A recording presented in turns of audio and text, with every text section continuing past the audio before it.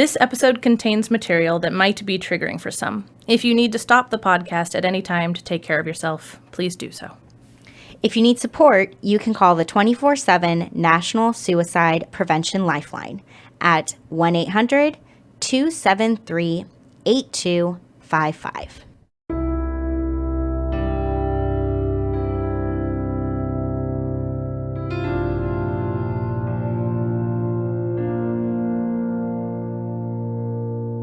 Dialectical behavior therapy was created in the 1980s by Marsha Linehan in Seattle, Washington.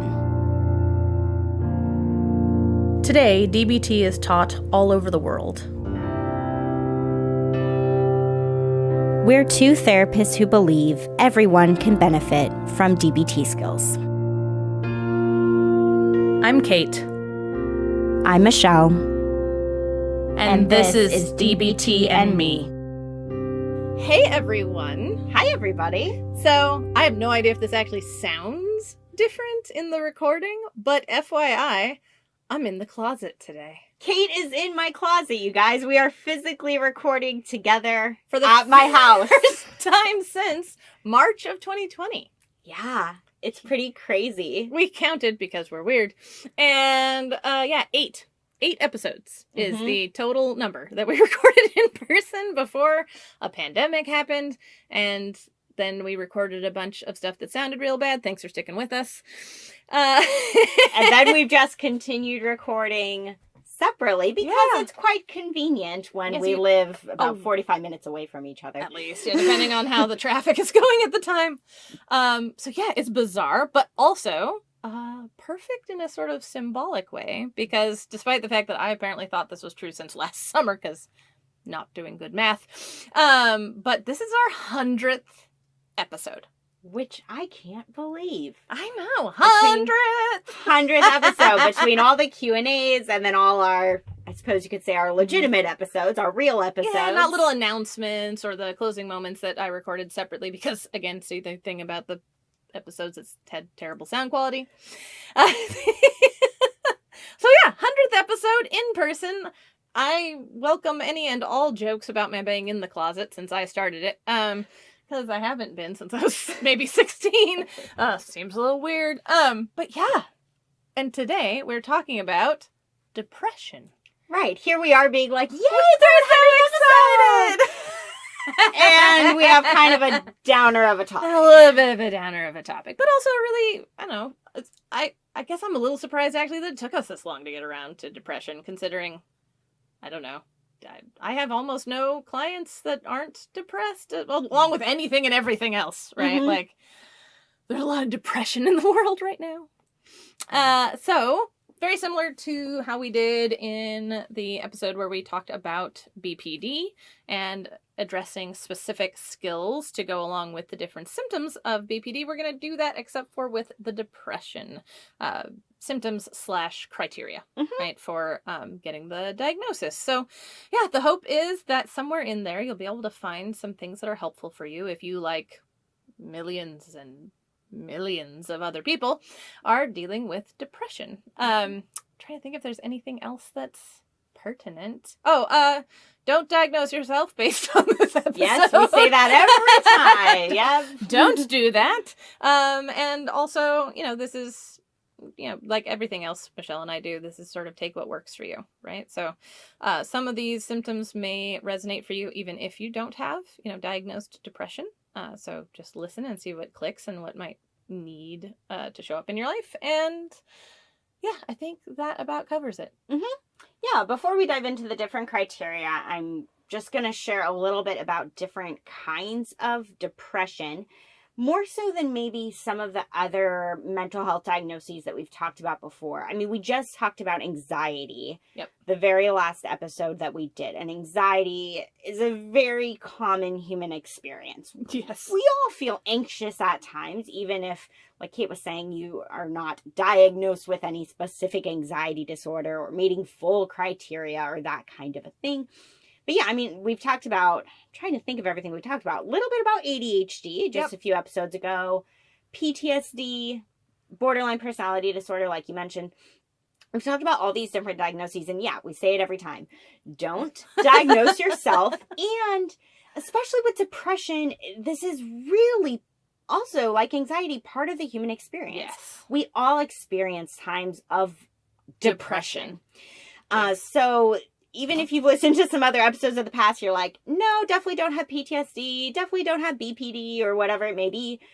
There is probably something from today that you can take with you because this is so incredibly common. It just is. Yeah, I know very few people who have never had even, I mean, maybe not diagnosable, again, quote unquote, depression, but like haven't experienced, shall we say, appropriate depression, right? Like someone died, right? Like your spouse cheated on you. You're like, right? So your depression isn't an imbalance or a disorder or anything like that. It's just, very few people haven't had either clinical depression or, depression based on life events. Mm-hmm. In fact, frankly, anybody who says they've never had that for even a moment, I look at a little askance. Yeah. Like, do you pay attention to how you feel? Yeah. It's probably been there at some point in time. Yes. Yeah, to some extent or another.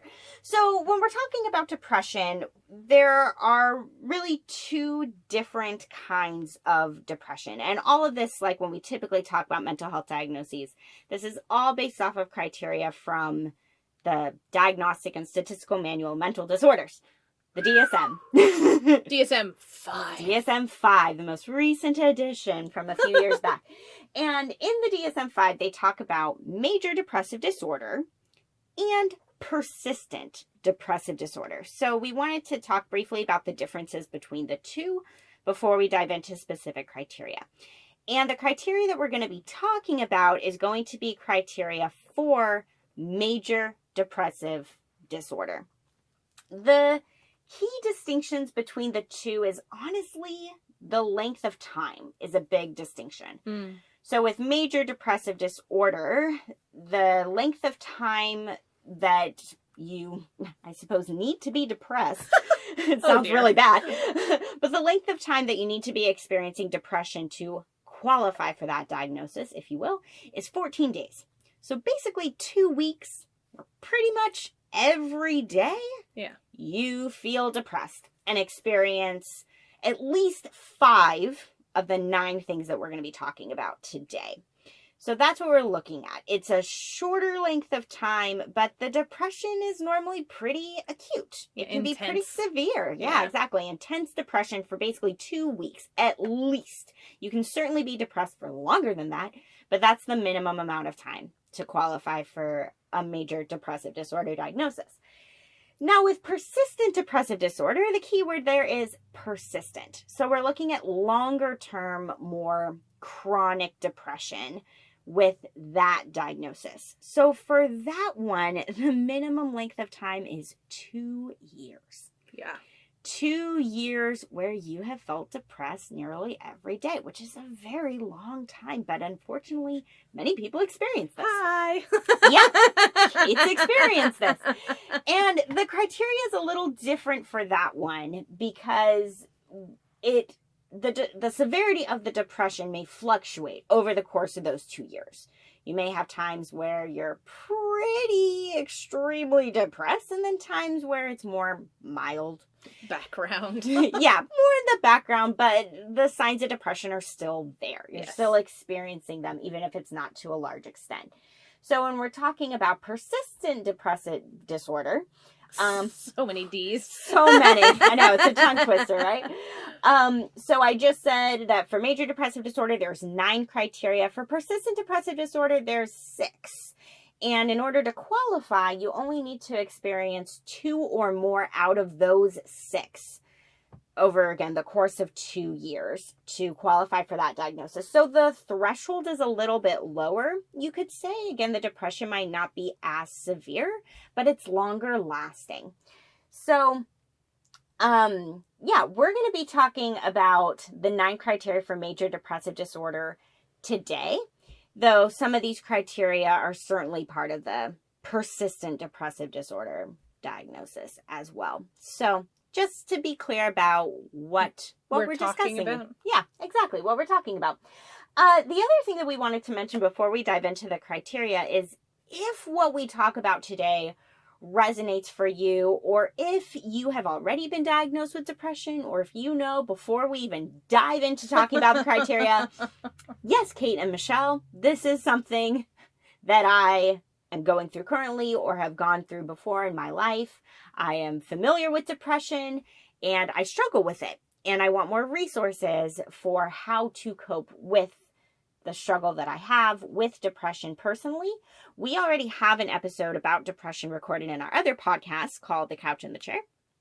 So you can search for The Couch and the Chair wherever you're currently listening to this podcast. And it's episode number 2. It was one of the very first ones we recorded. Yeah, the one that's not the introduction to what we're doing. It's Yes. The first quote-unquote real one. The first real episode for our other podcast. So, yeah, we talked about our own personal experiences with depression. Again, something that Kate, unfortunately, has a lot more personal experience with than I do. Yes. But we talk about our personal experiences with depression and just general suggestions and tips we have for coping with depression. So, of course, today we're podcasting about DBT skills. We're only going to be talking about DBT skills for how you can cope with depression. But there are so many other helpful things out there that are not DBT specific, and we talk about those more broadly in that episode for The Couch and the Chair. Yeah. So, launching into it, I suppose. Let's dive in. Yeah, Let's you get to go. talk about the first one, Kate. Super cheerfully talking about. So the first criteria is depressed mood most of the day, nearly every day, as indicated by subjective report or observation made by others. So this can be, you notice that you're feeling sad, empty, hopeless, etc. Or others may say that you appear tearful, things like that. So I would say that, I don't know, this is the closest to, if people thought of depression as one criteria, this captures the bulk of it. And the skills that we thought of for being most applicable to this one, first is, well, second in the notes, but I think first, because it's one of my favorites, is self-soothe, right? Depression, I would say, is one of those things that needs to be dealt with tenderly a lot of the time. Right? There's a lot of hurt and sadness and just bleh. And so when I think of emotions in that broad category, I think that, self-soothe is a place to go to be kind to yourself and just, I don't know, nourish yourself through your senses, right? I kind of think of self-soothing sometimes as being like what you might do for a child who is experiencing really rough things, right? Because we don't stop needing it when we're adults. Just to say, most of the same things still work. So, yes, self-soothing, and then also improve, right? So this is one of the, what do we call, salad bar skills? Buffet, that's the word I'm looking for. Buffet skills. But also like a salad bar, you're probably not taking everything from the salad bar and putting it on your plate, right? Pick and choose. That would be a very confused salad. Yes. But right, so improve is another one where you get to pick and choose, but this is one that's focused on, well, enduring, right? This is from the where'd my brain just go? Distress tolerance module, Jiminy Christmas. And so, right, that's what it's about. It's about enduring something that's difficult and giving yourself a bit of a break from something difficult, right? So let's see if I can do it off the top of my head. Imagery, meaning, prayer. Oh, hold on, I'm getting there. Don't give it to me. Okay. One thing in the moment. You missed the R. Oh, I did. There's an R there. Relaxation. One thing in the moment. Valid. No, brief vacation. And then, hold on. E is something about being nice to people. Encouragement. Yes. Hey. You got it. Gosh, I mean, see, we've been teaching these for how many years, and some of these long acronyms are still hard even for me to just spout off without help. Right, but finding something in there that gives you a break and or is a bit nourishing to help feed you so you can continue through difficult times. Yeah, absolutely. So the next one says markedly diminished interest or pleasure in all or almost all activities most of the day, nearly every day. You're going to notice this verbiage coming up throughout the criteria, right? This is directly from the DSM. So Not how we talk. We did not write this criteria. It feels important to be accurate with what it is, but they'll use that language a lot, right? Nearly every day, over and over and over again. But basically what this means is that things that you used to enjoy, you just don't enjoy as much.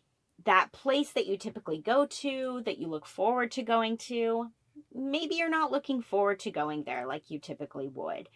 Maybe you usually enjoy, I don't know, reading, and then you find yourself reading a book. You're just like, I'm just not. You just don't care. It's like meh. Yeah. It's a lot of apathy. Yeah, right. Mm-hmm. Yes, and later, I guess, okay. I can't resist, Michelle. I love the fancy word for this one. Anhedonia. Yep, there we go. I love that word. It's a terrible, terrible, terrible thing to experience, not to make too much light of it. I think, personally, it's maybe the hardest depression, not criteria, but that too, symptom, right? It's the hardest, to me, part of depression to experience is anhedonia. So certainly not making light of it, but it's such a cool word. Yeah. Right? Same roots as hedonism. So basically without hedonism, just without joy, right? Without enjoying things. Yeah. Everyone, yeah. Anyway, anhedonia, fun word. Yeah. Bad, sad thing to experience, but fun word. Yep, that's the clinical term for it. And yeah, I've always liked that word too, ever since I heard it. But yeah, it's interesting to hear the meaning behind it. And yeah, unfortunate that such a cool word describes something that's so awful. Not fun at all. That's the opposite of fun, really. So what can you do with this when you are just not enjoying things in the way that you normally would? The first thing that came to mind for me is ABC, from emotion regulation, especially the A. Mm-hmm. So that A in ABC really breaks down into two parts of short-term and long-term accumulation of positive experiences so that you can have positive emotions, is how DBT thinks about it. So really, it's this concept of you're wanting to make a life worth living, and you're also wanting to find short-term things that you enjoy and take pleasure in. What I say when it comes to depression and this concept of accumulating positive experiences, make them as small as you need to. Mm-hmm. Because I'm trying to think of how to put it, but really making sure that you're going easy on yourself and not putting too much on your plate because of some of these other things that we're going to be talking about as we go along. You don't have resources, so be a little bit miserly with how you spend them. Yeah, absolutely. That's a really good way to put it, right? You're going to be more run down when you're depressed, and it can almost set you back to try to plan something big and grandiose. So like, I know this is going to feel good, but then you do that thing and then it doesn't. So start small with what you might decide to do. DBT has a long list of 200 plus suggestions of activities you can do that are just things that you may enjoy, something to get your brain going. But, you know, it's really important, I think, to make sure that you're trying these things that you typically enjoy and also making sure that you're lowering expectations, recognizing that it might be a different experience when you're depressed, but that there's still value in doing the things, if that makes sense. I hope that makes sense. Makes sense to me. Okay, cool. That's good. The other thing that might be helpful along those lines, I really like the different components of accepts. However, there's a caveat there with this. Accepts was designed to help with effective distraction. So if you have something going on in your life that you need a break from, Accepts gives you the framework to pick and choose, like with Improve, pick and choose which of those 7 things you want to do to be able to distract yourself. But I just kind of like the things in general when it comes to coping with depression. So the A stands for activities, which is basically what I was just talking about with the A from list. ABC. Yes. Yeah. That long list from ABC it totally applies to the activities part of Accepts. But the C of contributing, I think, can be really helpful if you're able to have that within you, right? When we're in kind of like a deep, dark hole ourselves, it can be helpful to remember that, like, we are still connected to others. And we're valuable. Yeah. And we can still, have value, and we can still be there for other people, even if sometimes we're struggling to be there for ourselves. And that in turn can like give back to us a little bit when we're giving to others. That can feel good in turn. So yeah, I really like the contributing piece from accepts. The comparison piece, maybe not so much with depression, I'll be honest. But the E with emotions, that can be really helpful as well. I think there could be like some opposite action as part of that. And we'll talk about opposite action as we go along here, because that's something we think will be helpful for some other aspects of depression. But you have the P with push away. That can be helpful to try to figure out if you can, in a way, table the feelings of depression for a little bit so that maybe you can do some of those activities and some of the A from ABC.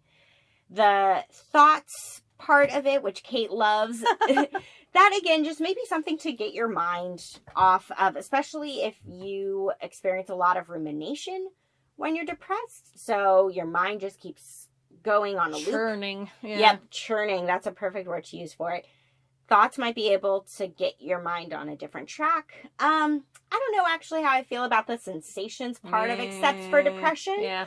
But there's definitely some pieces of accepts that I think can help in terms of just figuring out, okay, when I'm depressed and when I don't want to do anything because I'm not enjoying things like I typically do, it gives you some guidance on things you can do that may lessen the symptoms of depression, perhaps. So good things to try out if you're figuring out, what can I do that might Breakthrough make through. Yeah, that's a great way to put it. The only thing I would add a little bit is because, well, first of all, absolutely, you may do the thing and it still fall flat. That is absolutely 150% possible. That's actually what this one is talking about. On the other hand, just a gentle reminder that depression is a magnificent liar.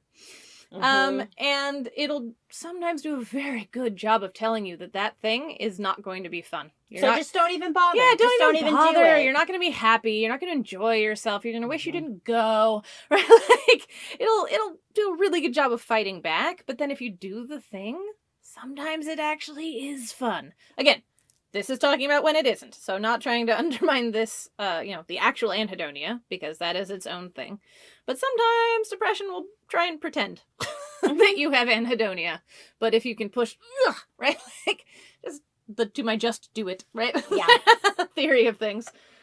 You can sometimes find out if it's a lie. And I think that's a lot of what you're talking about, Michelle, right? If you try these things, either A, it's still contributing a little bit to trying to tip the scales, giving yourself opportunities for things to be different, right? If things have been one way for a long time, we can be tempted to think, well, why try? Because it's going to be the same, but maybe it won't be, right? So yeah, that was all. Just remember that sometimes there's anhedonia and sometimes there's depression telling you have anhedonia. Yeah, definitely. Which is not always true. Yeah. And I thought of one more thing while you were talking, because this is something you've talked about before. And we actually just had a listener recently post about it in the podcast group, or the Facebook group, which is why I think it's at the top of my brain. But the best thing. Yep, the best thing. So if you do decide, okay, I'm going to pull out that list from DBT, I'm going to pick something from that list, and I'm going to go do it. And like Kate's saying, you may go do it, and it may suck, right? Like, you may not enjoy it, you may not like it. And if after you do that thing, you can think, what was the best part of that? Best doesn't have to mean good. You say this all the time, right? Best doesn't have to mean good. But okay, if I decided to go for a walk, what was the best part of the walk? What was the best thing that I saw? Oh, well, there was kind of that cool tree. Okay. That kind of an idea.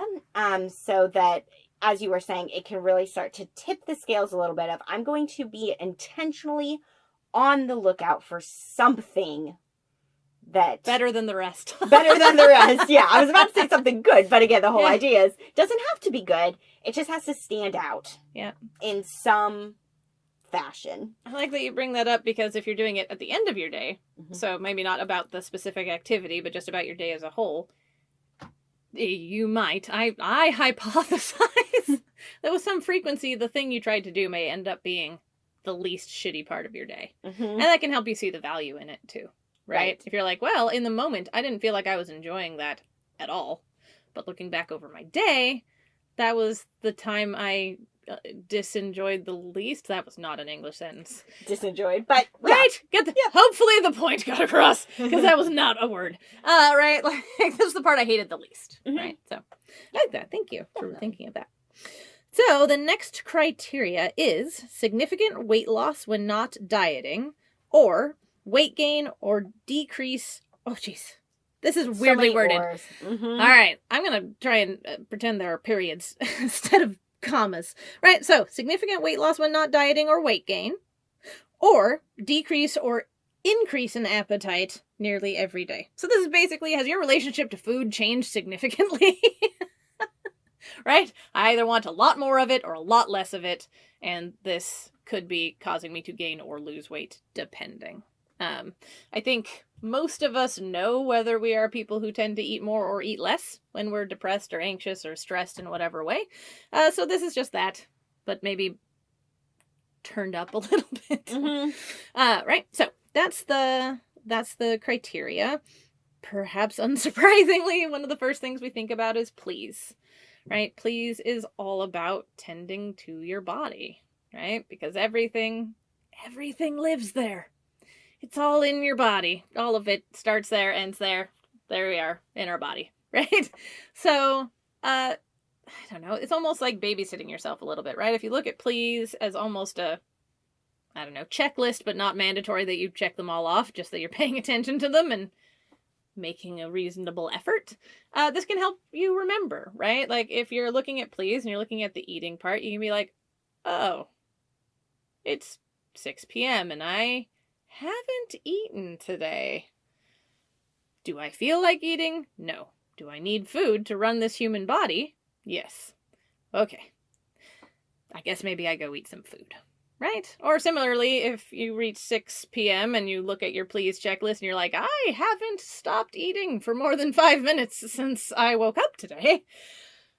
That's good to notice. I can maybe shift that a little bit tomorrow, right? Maybe I check in with my please list a couple of times in the day, right? So it's not about shame. Right? That's not the idea. It is not, oh, I look at my please checklist so I can feel bad about what I've been doing or haven't been doing. Right. Right? It's a reminder and encouragement tool. Right? It's like, hey, these are all things that your body needs or doesn't need. I suppose in the case of mood altering substances. Sure. Right? These are things that help your body run better, and when your body runs better, your brain runs better. Right? So this is just a place to check in. Maybe with something outside of yourself, because when we're super depressed, we are not always the best thing to check in with. Sometimes we need external things for people to check in with, right? So this is not, I'm stupid, I'm awful, I'm whatever, right, for not doing this. This is just a place to check in and remind yourself that our human bodies run our human brains, and our human brains run our human emotions. Mm-hmm. And so see if we can't take care of our body a little bit better. And everybody's different, but you might be surprised at how much of an impact just that can make. Yeah. Some people are, everybody's thing is, everybody's everything is rooted in their bodies technically, but some people's emotions respond really, really strongly to things like what they eat or don't eat, or, stuff like that. Michelle talks a lot about being hangry. Yes, for myself. Yeah. And, as we're talking about it, please is the first emotion regulation skill that we teach in the emotion regulation module for the groups that we do. Because this is where everything begins. Yep. And so, don't shame yourself with it, but just use it as a reminder and encouragement tool. The other one that we talk about is basically, mindfulness of that eating and how it impacts you, right? We were just talking about some people are more or less impacted. Michelle gets hangry if she doesn't eat every 5 hours.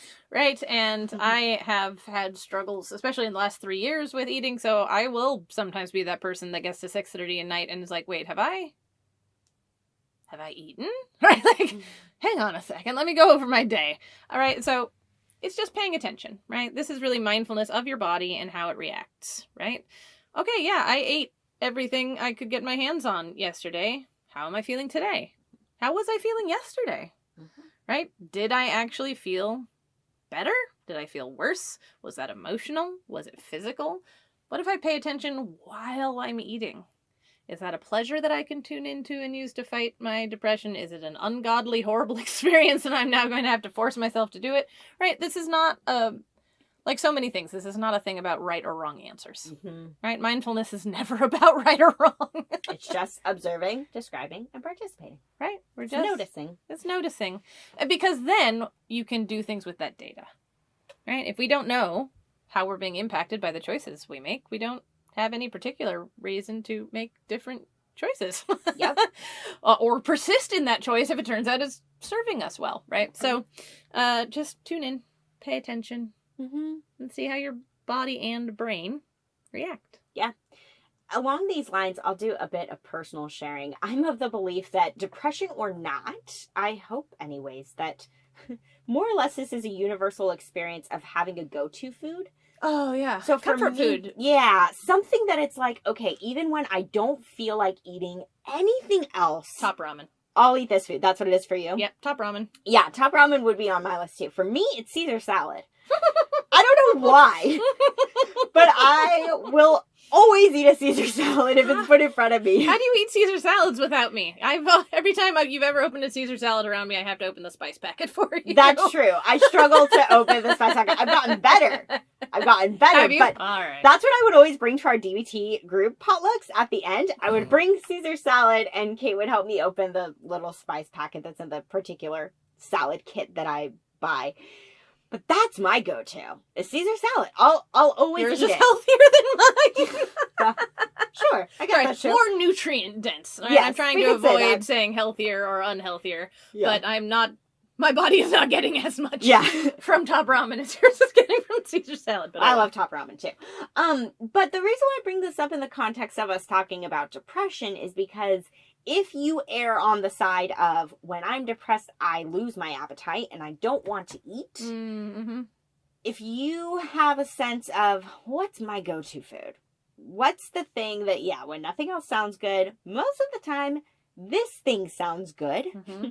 And maybe try to make sure that you have that in your house if you can, if it makes sense. Like for Kate, right? Oh, have gosh, some packets of top ramen I have around. so much top ramen in the house at all times. Because, yeah, when my stomach is really upset or I'm just in a really awful place, top ramen is always the thing. And it could be a beverage, right? It could be if you have a certain kind of tea that you really like or something that makes you feel good. I mean, for some people, it might be the really stereotypical example of soup, right? Soup is a pretty comforting food. But yeah, if you can have some foods in your house so that when depression may strike, you have some foods available that, yeah, like if Kate's saying you're going through your please checklist, you're like, shoot, I haven't eaten today. Eating would be good for me. You have some things on hand that you may be able to muster up some desire to eat if nothing else sounds good. So that could also be a strategy here that I just thought of. Yeah. Try to have a go-to food around. That makes sense. I like it. Well, now that since we're just tacking on things, if you really struggle to eat, it can also make sense to keep, and I don't mean for dieting, not like Slim Fast, but meal replacement drinks, right? So these are not the diet ones, right? Yeah, These you are wouldn't not be drinking them for that purpose, but this to is get like vitamins. Ensure, right? This is like Ensure. My favorite is Boost because I, again, have been struggling with these stomach issues for 3 years. And I like the flavor of the Boost better than Ensure. But it's still the idea. I mean, these were created for people who are like in maybe hospice or things like that. People who really aren't eating and need vitamins and nutrients. You read the label on those things and you'll be amazed how many vitamins and nutrients they can fit into 8 ounces of sweet-ish tasting, vanilla-ish tasting liquid. Yeah. So anyway, if go-to foods don't work, it's ideally you can force yourself to at least down 8 ounces of a meal replacement drink to get something in there that your body needs. Yeah, that's a good suggestion. Okay, on to the next one, which is about sleep. So it just says insomnia or hypersomnia nearly every day. So in case you are not sure what I'm meaning by those words, insomnia is pretty well known. That's struggling with sleep, experiencing a lack of sleep. Hypersomnia is the exact opposite. It's sleeping too much. Yep. And there's going to be a wide range here of what quote unquote normal sleep looks like for everyone. I know people where they get 6 hours of sleep and honestly, they're pretty good. Yep. Kate's raising her hand. Like they don't need as much sleep. And then there are other people such as myself. My ideal amount of sleep is 9 hours.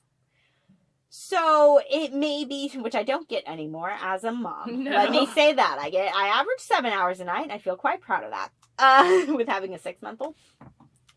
But the number is not as important in terms of how many hours are you getting a day, because that number is going to look different for everyone. It's just more important of recognizing for yourself personally, are you getting too much or not enough? So if you're not getting enough sleep, it's going to make it hard to function during the day. You're going to be tired when you're awake. You might experience, I don't know, sleep powers our brain functioning. So you might feel really foggy. Just let's with it when you're not getting enough sleep. And if you're getting too much sleep, guess what? Sometimes you can also experience those things where you just, you're not wanting to get out of bed, or you're sleeping plenty on paper, but you're not feeling well rested. So that's what we're talking about here. Probably not surprisingly, we thought please would be helpful again, because again, it's about the physical body. And a lot of the different components of please actually affect how well we're going to sleep and how much sleep we're going to get. So if you're experiencing a physical illness, that can make sleep difficult. Or make you sleep injury. forever. Yeah. Your body may be needing to refuel and sleep more. Your body may sleep less because, if it's like a medical condition that leads to you experiencing chronic pain and things of that sort, right? Like, you're not going to be getting as high quality of sleep. So that certainly affects sleep. I mean, if you're using mood-altering substances, that affects sleep. For sure. Yes. What we eat and when we eat it affects sleep. If we eat too close when we're planning to go to bed, that can certainly make it more difficult to fall asleep or lead to digestive issues and things like that. One thing that can actually positively impact sleep that I think feels important to talk about is that there is a connection between exercise and sleep. So if you have days where you move your body more often and get more physical movement, they've actually done a lot of research that shows you're probably going to sleep better at night. So if you struggle with the insomnia instead of the hypersomnia, again, depression can look vastly different for different people. But if you struggle with the insomnia piece of like hard time falling asleep, hard time staying asleep, try if you can muster it to do some physical movement during your day, and that may help. That may help you fall asleep easier, may help you get more restful sleep. And again, that does not have to look like formal exercise. We're not saying hop on a treadmill. We're not saying that at all. But this just may be, let's say you live in a 2-story house or 2-story dwelling of some sort. This may be, okay, I'm going to make sure that I walk up and down the stairs 10 times during the day. Not even 10 times in a row. Just like throughout the day. If you're literally, say, sitting on the couch downstairs all day long. Okay, I'm going to try to do that. Just trying to build in a little more body movement can really help with sleep. So that's important. We have a whole episode about sleep. Yes. So if you haven't listened to it, it's way earlier on in the podcast, but I think it's episode number 6, because we were looking back at old episodes before this to figure out, when did we actually stop recording together in person? We recorded the sleep special when we were together in person, but we have a whole episode about sleep. But it's just some general sleep hygiene stuff can help, depression or not. Yeah. Some of this stuff, again, may make less of a dent when depression is present. You may not see as much of an impact, or these things may feel harder to do. Still worth doing. Like we were saying earlier, the depression is going to tell you, don't do this. There's no point to this. There may still be a point to it, even if you don't see the effects of it while you're in the midst of the depression. It can still be helpful stuff. So, I mean, you can Google sleep hygiene. There's so much out there about it. I'm not going to go too into it here, but in general, some really basic sleep hygiene practices are cutting back on screen time before bed.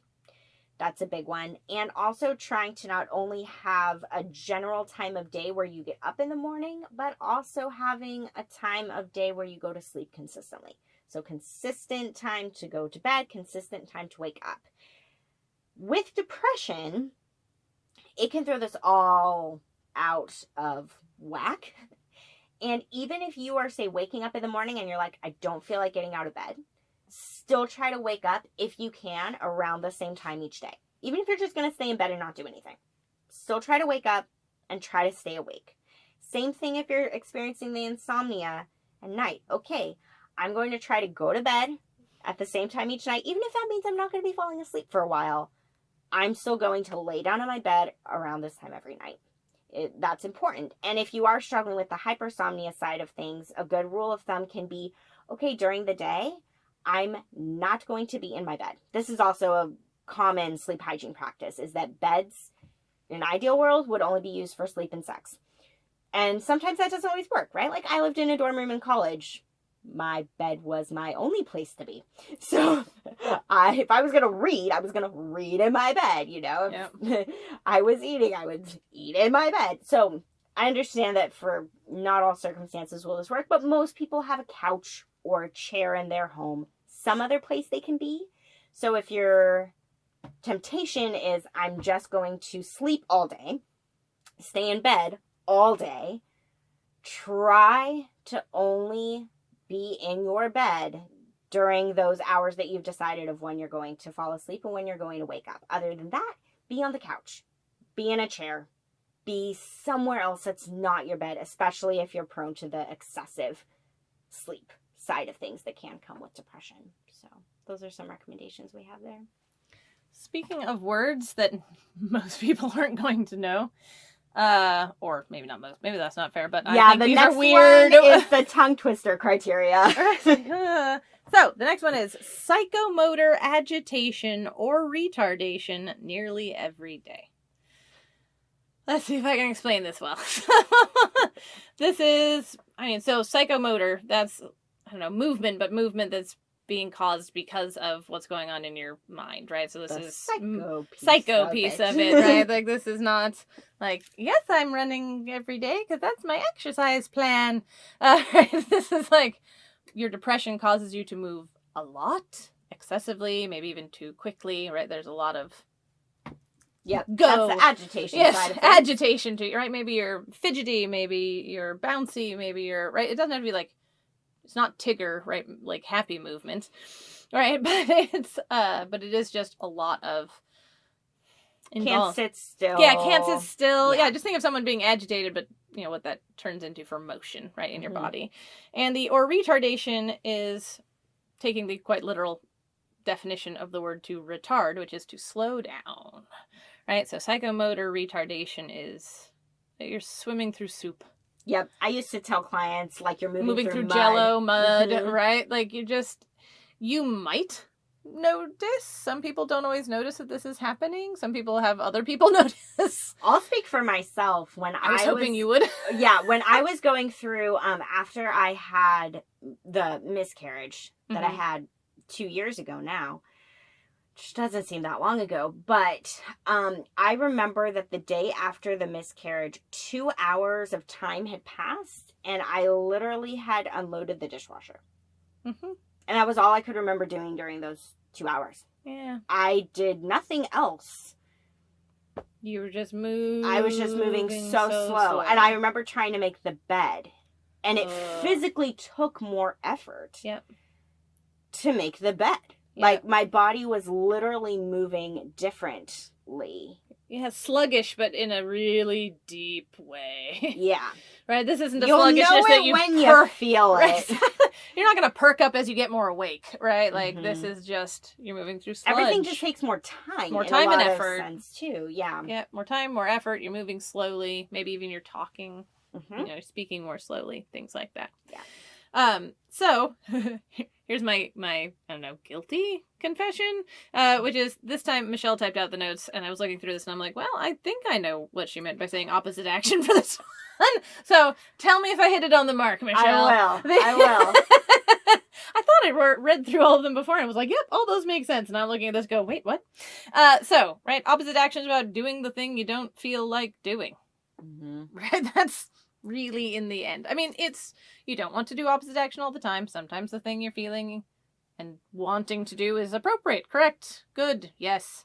Do that thing. Or don't. Whatever your urge is. But sometimes, no. Bad. Don't do the thing. Yeah. This is not appropriate, or this is not healthy. This is not going to help you, etc. Right? So, right, this might look like I don't feel like I can do anything, but maybe I'll go out and check the mail. Like I can do a little something. Mm-hmm. Right? Or maybe this is I don't feel like I can sit still. Like I'm so right, agitated and fidgety and full of movement, but maybe I can sit still for 3 breaths. Mm-hmm. Right? Michelle was really emphasizing this earlier. I don't remember on which scale, but doing things small, right? Small. Start small. Otherwise, you're likely to fail, and failure on top of depression, it's not helpful. Right. Sense of failure, right? I don't mean fail like you're a failure, but if you set your sights on a goal and then don't accomplish it, that's just going to make depression set you back. Worse, right? Mm-hmm. So tiny goals, tiny actions, but actions that are in opposition to the thing your brain and body are kind of telling you they want to do, or what feels quote unquote natural. Yeah. In the moment. Is that more or less? Yeah, that was pretty much what I was thinking of. Because, I mean, I'm thinking back to DBT doesn't talk specifically about opposite action for depression. No. This is one of the things I suppose I think they do for sadness. That's what I was thinking of. Yeah. And we did mention this in the beginning, but, I mean, DBT was not designed to treat depression. Oh, true. So, right, we're figuring out, okay, with what our understanding and our knowledge of DBT is, how can we see that it can help for people experiencing these different things? But yeah, DBT does talk about opposite action for sadness, and really what sadness tells us to do a lot of the times, and depression tells us the same thing. Nothing. Yep. Avoid. Pull those covers up over your head and don't come out.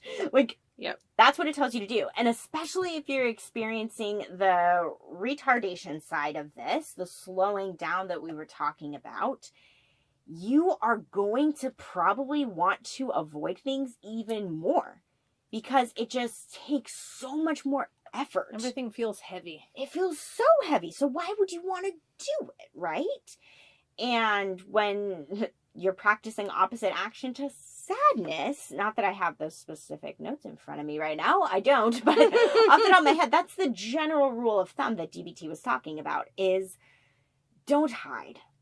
Do the thing anyway, even if it takes a lot of effort.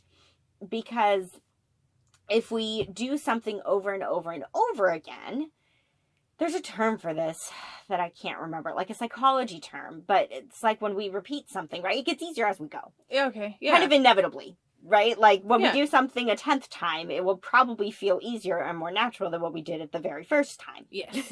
I can't remember the term for it, but that's kind of what opposite action is. Like if you do the thing, even if you're experiencing, right, this agitation or this retardation that might make it more difficult, the more you do it, even when you're depressed, hopefully the easier it becomes. If you don't unload your dishwasher for a week and then try to do it versus like, okay, I'm unloading the dishwasher every other day, I'm in the rhythm of it, probably going to be a little easier. That makes sense. Mm-hmm. The next one down is mindful movement, and I really love that because that's sort of bringing, I don't know, it's just bringing yourself into your body, into the movement, and right, neither too slow nor too fast. Right, a sort of middle path, I feel like, for movement with this one, right? Because maybe your mindful movement, you have to slow yourself down if you're on that agitation side, right? If you're dancing, I don't know, rock climbing, doing any sort of martial art, even just doing stretches, right? There's mindful movement in, like, I don't know, Tai Chi is the thing that comes to mind immediately. Yeah. But, or yoga. Or That's yoga. what comes to mind for me, stereotypically.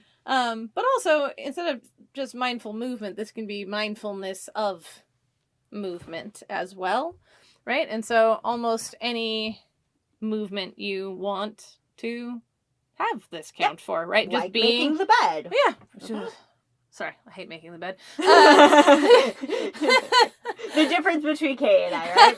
I make the bed every day. Well, I mean, it's all right because I don't use a top sheet. I hate top sheets. Top sheets are evil. And only exist to make making beds harder and to wrap around your ankles in the middle of the night, making everything impossible. So I just don't use them. So making my bed's just putting the blanket on straight, and that I can do. That's nice. Anyway, right? So, but it could be making the bed, washing dishes, stretching, anything really, any kind of movement. Bringing yourself into that mindfulness is probably going to help even out the movement, right? Make you be either less agitated or a little bit more up to speed, right? So, yeah, that one I got. Yeah, perfect. Moving on to the next, which is fatigue or loss of energy nearly every day. We've touched on this already in many other ways, right? Because Kate, first and foremost, talked about the depressed mood most of the day, nearly every day. We were just talking about especially the slowed down aspect that can come with depression. I think a lot of times people think of depression stereotypically as, oh, you're just crying a lot. You just feel sad. I've almost never cried from my depression. Bingo, right? Yeah, exactly. This actually, what I'm talking about here of experiencing fatigue would be, I would say, far more common than experiencing any kind of sadness as we would typically think about it. Some people certainly experience that as a piece of depression. Yeah. But not everyone. Almost universally, people are going to check this box if you're depressed. So agreed.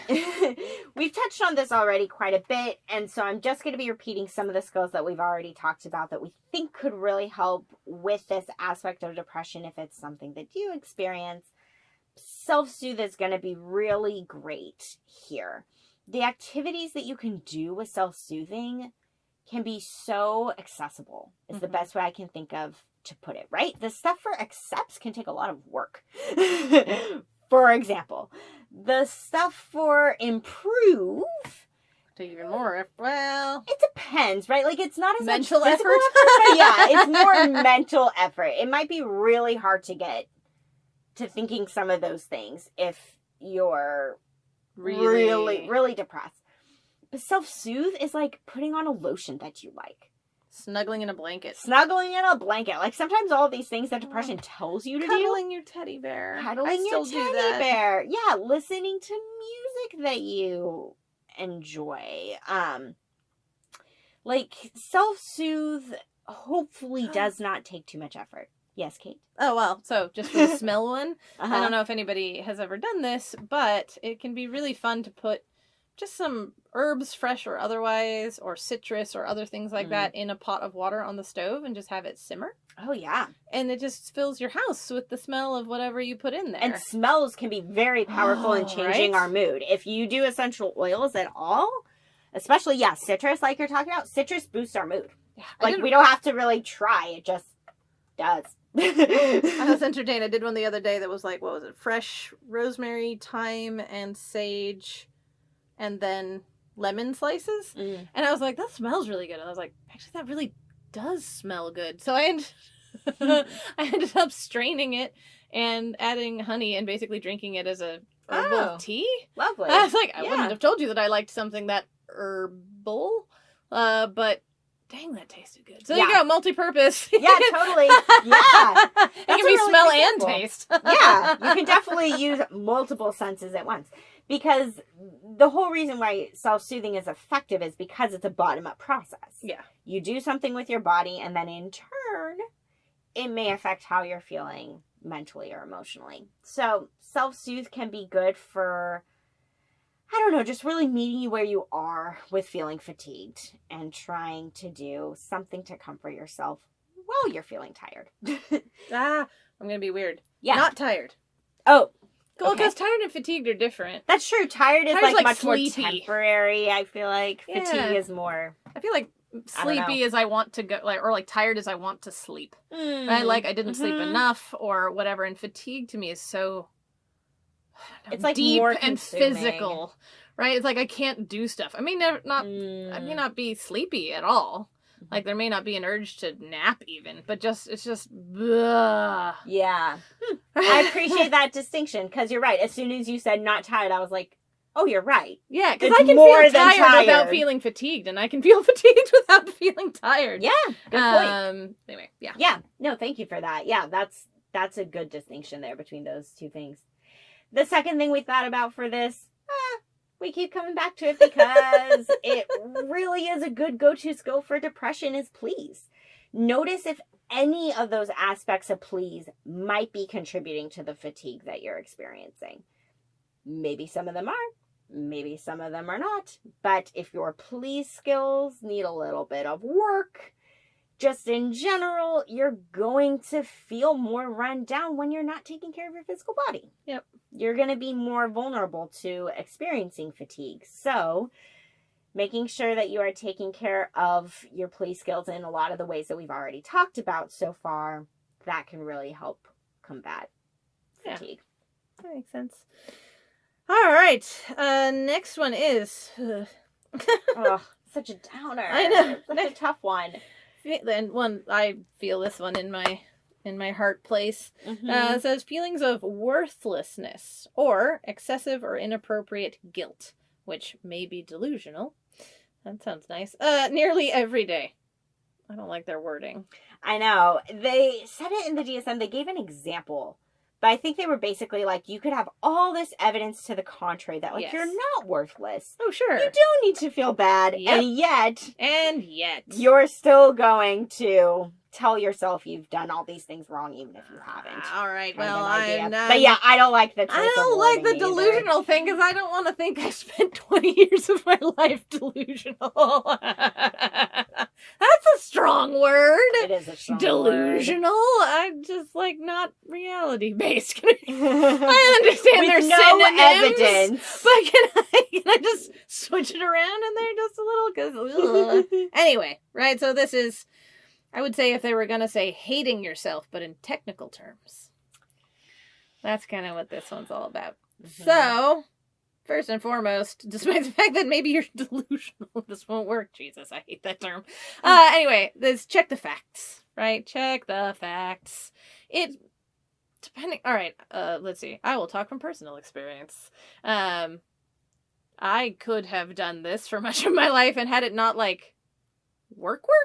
It's not gonna be like, oh, I did my check the facts worksheet and that solved it all. I feel better. No more depression. Right. Oh, I see that I shouldn't hate myself. Right. Like, yeah.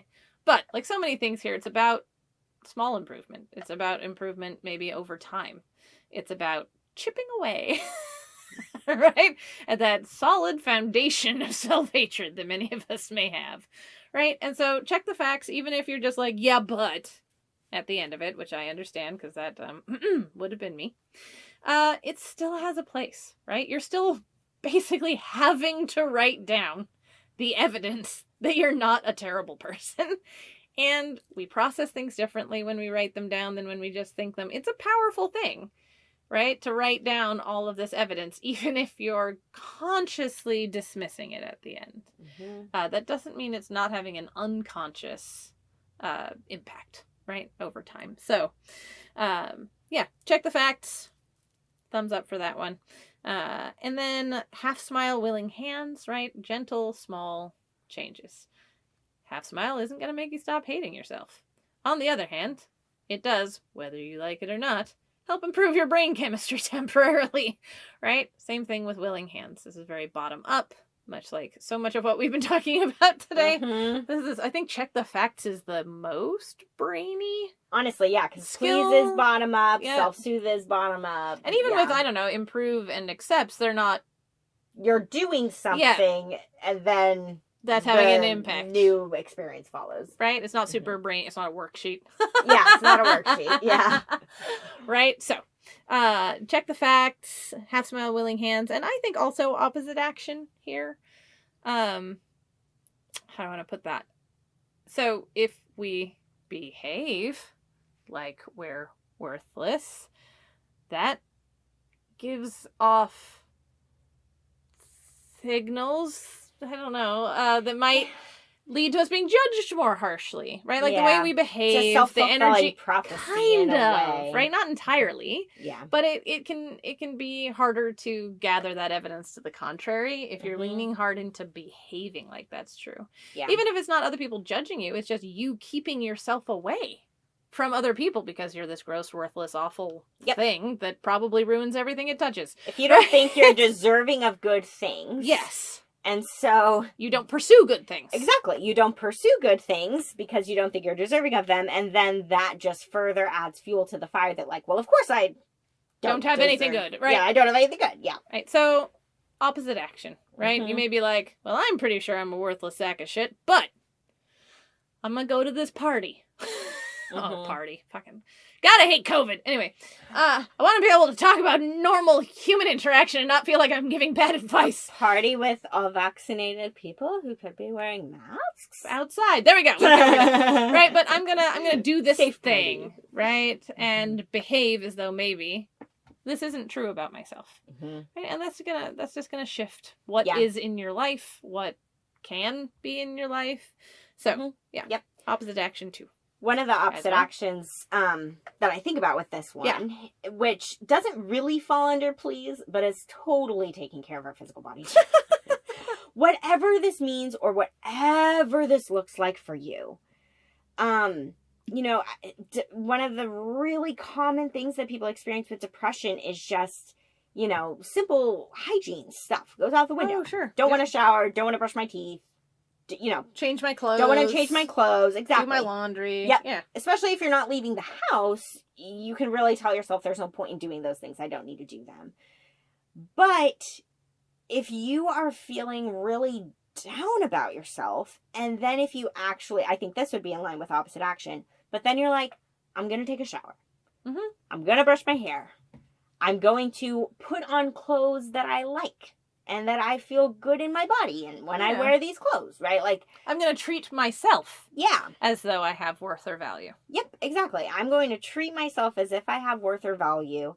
And then we can find that, yes, sometimes we feel better about ourselves when we put in that effort. Yeah, humans like their actions to make sense to themselves, even unconsciously, right? So if we're doing nice things for ourselves, it is harder to believe that we don't deserve nice things, because then why are we doing nice things for this worthless person? Yeah. You don't do nice things for worthless people. Maybe I'm not worthless, right? I mean, more unconscious than conscious. Yeah, but... it's a hack. It's brain. Yes. Yes. I don't remember who's up next. Oh, it's me. Okay. I have one more, then you have one more, and then we're done with the criteria. There's a lot of them. A lot of them. This is going to be a long one. It is. So, the next one says, diminished ability to think or concentrate, or indecisiveness nearly every day. So, when you are experiencing depression, the long and short of this one is that your brain just isn't working as well. Harder to pay attention to things. It's harder to remember things. It's harder to make decisions. All of that takes a lot of mental effort. And if you're experiencing some of the other things like we've talked about with changes in sleep, changes in eating, your brain might not be getting the fuel that it needs when you're depressed to be able to make choices easily or pay attention to things. So what can help with this? We talked about this a little bit in the ADHD episode that we recorded recently because, of course, ADHD, though much more complicated, is, if you really think about it, it's you know, these are in there. Yeah. Difficulties with concentration is a huge aspect of ADHD, the most common piece of it that people think of. And we addressed in that episode how, though it may seem counterintuitive, mindfulness is the thing. A lot of times people with ADHD specifically, or just in general, people who have a hard time concentrating, they're like, can't do mindfulness. Nope. I can only pay attention for like 5.5 seconds. What are you How talking can you about? guys think that I should do mindfulness, right? But mindfulness is all about exercising that muscle. We talked about this way back when we were first introducing mindfulness. It takes practice. You're not going to go, let's say you don't run. You're not a runner. I'm not a runner. Kate's not a runner. Good God, no. We don't like running No. as our form of body movement. But let's say you decide you want to start running and you don't have a history of doing this. If you set off to run a mile immediately, it's not going to go very well. You have to work up to that. So at first, maybe you just run, I don't know, a quarter of a mile. I don't even know really truly how far that would be. Yeah, I'm going to run down the block and back. That's what I'm going to do, right? And you work up to it. Mindfulness is the same thing. Yep. You're not going to be able to sit and meditate for 30 minutes if that's what you want to do. Screw that. No. No. That takes lots of practice to get to that point. See if you can be mindful for 30 seconds. Just see. Just try it out. And the more that you practice this, like I was saying a little bit ago, whatever term that is that I can't think of, the more you practice, inevitably, the better you will get. Growth is not linear. That's important to name. Oh, sure. It's not like you're going to practice mindfulness 10 days in a row and each day is going to get progressively better, right? Day 6 might be harder than like day 3 kind of a thing. Because you're a different human. Yep, exactly. And we are human. So we go back and forth and up and down and all over the place. But in general, you will grow and you will improve and make progress the more you do something. So if you struggle with concentration, practice mindfulness. Just make it as small as you need to, like we've also been talking about today. The second thing that could be helpful is using Wise Mind, specifically if you struggle with the indecisiveness piece of this, because Wise Mind is a really helpful tool for decision making.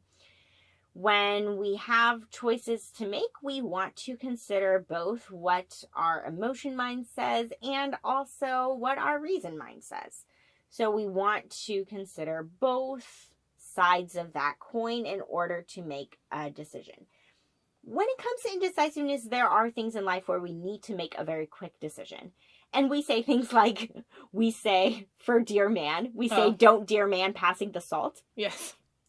Right? You don't have to dear man everything in your life. You don't have to use Wise Mind for every decision in your life. No, gracious, no. However, it may be a helpful thing to tap into if you're struggling with making decisions. If you've especially already cultivated a pretty solid relationship with your Wise Mind, you may just be able to ask yourself, what does my Wise Mind tell me? And have something come to you. Mm-hmm. So you have to do a lot of work to get to that point. But if you've done that work already, then if you are in a state of depression and struggling with indecisiveness, you might still be able to tap into your Wise Mind because you've already really exercised that muscle, so to speak. And it can help to ask our Wise Mind what to do and see what it says. So that's something that could be helpful there. Yeah. And they saved the whammy. The whammy for last. Yeah. We didn't order these either, by the way. I do believe, right? This is the order they're in the This in is the order DSM, that they're right? in the DSM. It just so happens that Kate gets this one, which is tough. It's pertinent. And one that Kate has struggled with personally. Yeah, so this one is recurrent thoughts of death, not just fear of dying, recurrent suicidal ideation without a specific plan, or a suicide attempt, or a specific plan for dying by suicide. I will say this before we continue because I specifically changed it. This is the one you changed thing it? that I changed. I didn't know if you did or they did. So they say in the DSM, what they say is, or a specific plan for committing suicide. So I'm going to give a brief, I don't know what to call it. I'm going to go up on a soapbox for a second. Yes, I love soapboxes. Go. So the term committing suicide is really outdated. Back in the day, if somebody actually, I mean, I'm not sure where in the world this was a thing, but like if somebody actually tried to kill themselves and they lived, it was considered a crime. Yes. That you had tried to kill yourself. So when we talk about the word committing, we typically think of that in terms committing of actual a crime, crimes, right? Committing murder.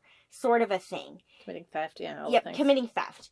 And struggling with suicidal thoughts and struggling with whether or not to continue living is not a crime.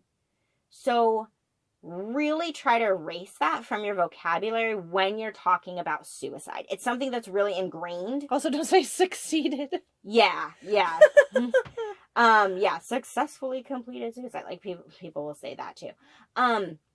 But really try to change the wording around that. So if you have said in the past, oh, so-and-so tried to commit suicide, or, right, we hear this. Yep. We hear this in our world. I was actually really mad when I saw that this was in the DSM. Yep. This is the book that therapists use all over, and this kind of language is It's still in there. there. That's not okay. So instead of saying committed suicide, say somebody died by suicide. That's the best way. Yeah, I think it really acknowledges it, like, as an illness-based action. Yeah, we want to take away the stigma and the taboo around talking about suicide because it's something that so many people struggle with. Yeah, and there's this sense, like, when we committed suicide, right, that someone, your family should be ashamed, or, like, it's an embarrassment, or, like, you're going to make other people uncomfortable by talking about it with them. Yeah. Right, and so, you know, fixing the language doesn't immediately fix all that, but it gives a step in the right direction, right? Yeah. So, yeah, as Michelle mentioned, I have a long and arduous history with this symptom, including suicide. Well, at least one a solid attempt. I never know how to talk about it because I made attempts as a child that were never going to work, but I didn't know because I was a kid. So it's like, do those count as serious attempts when it was never, ever, ever going to work? At least one. Right, and certainly struggled with suicidal ideation for a huge proportion of my life. I mean, and I'll be honest, I still suffer from bouts of major depression, and still on occasion I will have suicidal ideation. It's much fewer and farther between, I'm very grateful to say. But it's a feeling I'm well familiar with. So the first, it seems weird sometimes to say skill. The first thing that we recommend, I mean, it is a skill, is pros and cons, right? We've talked about this, I think, most of the time vis-a-vis self-harm, right? And so I'm sure you guys have heard me talk about the fact that I like that it gives a place for the pros, right, of the thing. Most, even pros and cons, you'd think it does, but it just doesn't give enough space for pros and cons that's not DBT style. Yep. Yeah. Right, so DBT style pros and cons allows you to have a space where you can honestly report, I guess, like why you want to do the thing, what you have gotten out of it if it's something like self-harm, or what you think you will get out of it if it's something like suicide. Right? So I would highly encourage everyone to be honest if they do decide to do this, honest with themselves, right? And that's going to be both ways. One, I understand how shameful it can feel to write down or admit why you want to die, right? Like that can be a hard thing to put on paper. But it's important because that's part of the picture, right? It's being honest with yourself, and it's almost, I think this is probably a controversial view, but I think it's a little healing to give yourself space for it, right? It's something that so many people want to keep hushed from. I don't want to scare my friends. I don't want to hurt my family by making them feel guilty. I don't want my therapist to think they're doing a bad job. I don't want to, right? And so we have so much pent up around it that it can be like a little bit of an emotional exhalation from holding our breath, right? Yep. To have a space for that.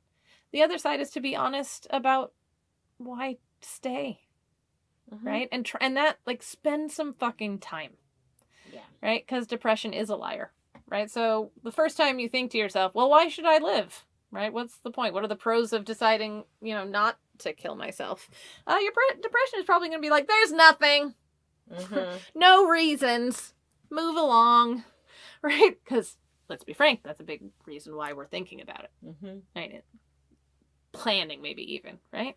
So don't just listen to the first answer, right? Sit with yourself and really try to be fully honest, right? If you're giving yourself full honesty about why leave, try and give yourself full honesty about why stay. Mm-hmm. You don't have to put down the things other people say, but you can turn to them if you think it would be helpful. Mm-hmm. If you have family members, if you have friends, if you have a therapist that you've talked about this stuff with, they have probably tried to proffer reasons for you not to die. And so you can look at those and select ones from that you want to put on the list once you've looked at it. I recommend not just putting things other people have said, because it can feel really icky to think that the only reason you're alive is for other people. Right? So try and think of your own reasons as much as possible. And be honest with yourself in both places. So hard task, harder than I think a lot of the pros and cons can be. But also, we think hopefully helpful. So yeah, pros and cons as thing 1. And thing 2 is using give with yourself, especially the validation bit, right? This is, how do I put this? Give is self-soothing, but for your brain instead of your body. Mm-hmm. Right? That's what this validation is, right? This is trying to give to your emotional self, your mental self, the kind of tenderness and care that you're giving your physical body when you do self-soothing. So, because also when you're really thinking about dying, wanting to die, trying to die, you need that. You need tenderness. You need care. You need self-soothing for your brain. Mm-hmm. Because you're not getting enough of it. Actually, I amusingly like that's last, because I know you're going to do the awkward self-promotion. Mm-hmm. But I think the idea of give for your brain is exactly what the closing moment is now that I think about it in those terms. I mean, maybe not precisely, but it slides right in there nicely. It does. As a transition. So That's a good way to think about it. yeah. So anyway, awkward self-promotion time? It is awkward self-promotion time. Yeah, we got through all 9 criteria. We did it. Cheerful subject for our 100th episode. Oh. Lordy mercy. But we do have something cheerful here, which is that we have 3 new patrons Aww. to shout out, which is wonderful. So we are going to be shouting out Heather, Kelsey, and Peachy. Woo! Thank you, all 3 of you, for becoming patrons. It never ceases to warm my heart. Yes, it's a great thing. If you were to become a patron and support the podcast like the 3 of them did, you can go to patreon.com/DBT and me. You can also check out our Etsy shop, which is etsy.com/shop/DBT and me. Basically, just go to Etsy and search for There's not a lot of DBT and DBT me. stuff on Etsy. I've looked. Yeah, just search for DBT and me on Etsy and you will find us. If you listen on Apple Podcasts, leave us a rating or write us a review. We really appreciate any and all feedback about how things with the podcast are impacting you or things we could do differently. So we really appreciate anything that you leave us there. And then send us emails, dbtandmepodcast@gmail.com, because we love to hear from people. We really do. Yeah. It makes me so happy every time we get an email. I love it. And we mentioned this early on in the episode because we have an episode all about depression on our other podcast. But if you haven't already, you can check out our other podcast called The Couch and the Chair, where we do a lot of personal sharing and talk about non-DBT therapy stuff. So Yeah. DBT is super helpful, and We love other it. things are really And helpful we are broader therapists than that. Yes, we don't just Yeah. do DBT day in and day out. We do other things too, and we talk about the Yeah. other things that we do on that podcast. Yeah. All right. I have to figure out how I want to sit comfortably now. Yeah, and I'm going to do closing moment with you in the same room, Oh. because we mentioned this way long ago on the podcast. But I do all the closing moments in the sense of I'm Yeah. closing my eyes, Which is and nice because listening I'm to not Kate just talking to myself. I can see someone Yes. like listening, Yep. which is nice. So, Yeah, as per usual, start by getting into some sort of comfortable position for yourself. Sitting, standing, laying down, walking about, whatever feels good and right to you in this moment. And if you're safe and feel comfortable doing so, I invite you to go ahead and close your eyes. As per usual, we're going to begin by just noticing our breath. You don't have to breathe any more deeply or any more slowly than you are naturally. It's just about paying attention. Just about tuning in to the rhythms and the sensations of your breath and letting them welcome you into the present moment and into your body. So today for the meditation, if you're comfortable doing so, I would ask you to put a hand over your heart. Bonus points for if you can manage to touch your own skin. Our bodies notice when we have skin-to-skin contact, even if it's from ourselves. So with your hand on your heart, in just a moment I'm going to have a few phrases, and I'd like you to repeat them to yourself. You can do this in your mind, or if you're in a place where you feel comfortable doing so, you can also repeat these things out loud. I will put a little warning out that I expect that some of this will feel uncomfortable, and that's okay.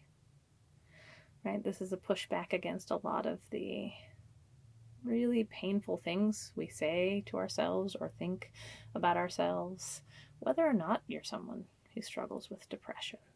So, hand on your heart, present in your body. Repeat after me. I'm sorry. Please forgive me. Thank you. I love you.